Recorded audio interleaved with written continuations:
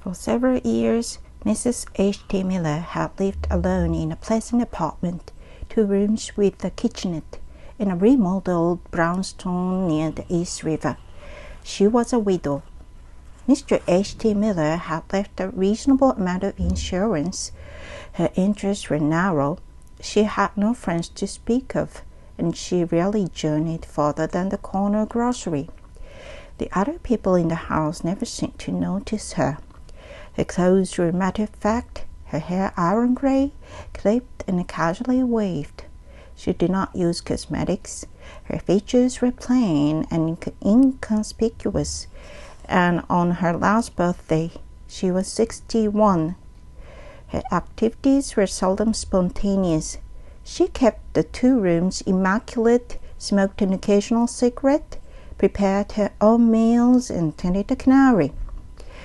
Then she met Miriam. It was snowing that night. Mrs. Miller had finished drying the supper dishes and was thumbing through an afternoon paper when she saw an advertisement of a picture playing at a neighborhood theater. The title sounded good, so she struggled into her beaver coat, laced her galoshes, and left the apartment, leaving one light burning in the foyer. She found nothing more disturbing than a sensation of darkness. The snow was fine, falling gently, not yet making an impression on the pavement. The wind from the river cut only at the street crossings. Mrs. Miller hurried, her head bowed, oblivious as a mole burrowing a blind path.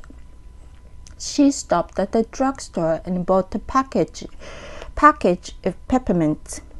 A long line stretched in front of the box office. She took the place at the end. There would be. A tired voice groaned a short wait for all seats. Mrs. Miller rummaged in a leather handbag till she collected exactly the correct change for admission. The line seemed to be taking its own time and looking around for some distraction. She suddenly became conscious of a little girl standing under the edge of the marquee. Her hair was the longest and strangest Mrs. Miller had ever seen. Absolutely silver white, like an albino's, it flowed waist-length in smooth, loose lines.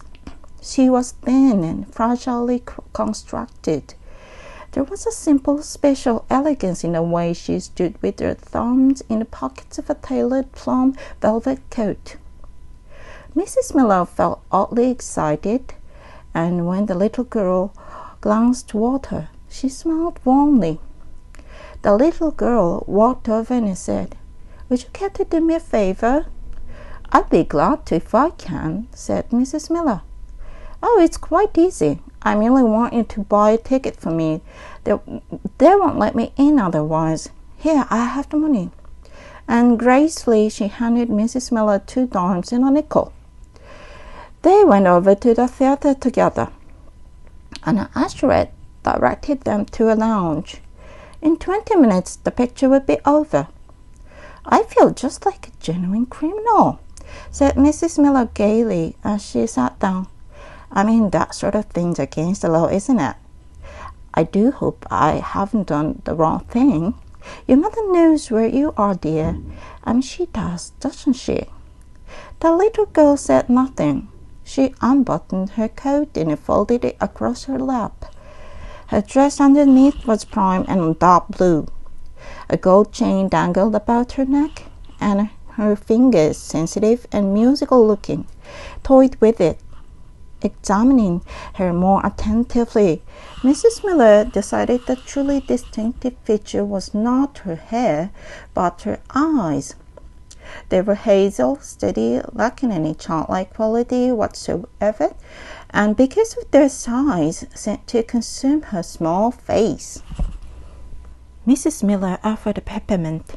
"What's your name, dear?"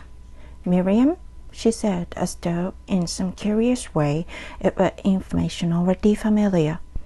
"Why, isn't that funny? My name's Miriam too. And it's not a terribly common name either. Now, don't tell me your last name's Miller." "Just Miriam." But it's not funny. Moderately, said Miriam, and rolled the peppermint on her tongue. Mrs. Miller flushed and shifted uncomfortably. You have such a large vocabulary for such a little girl. Do I? Well, yes, said Mrs. Miller, hastily changing the topic too. Do you like the movies? I really wouldn't know, said Miriam. I've never been before. Women began filling the lounge. The rumble of the newsreel bombs exploded in the distance. Mrs. Miller rose, tucking her purse under her arm. I guess I'd better be running now if I want to get a seat, she said. It was nice to have met you. Miriam nodded ever so slightly.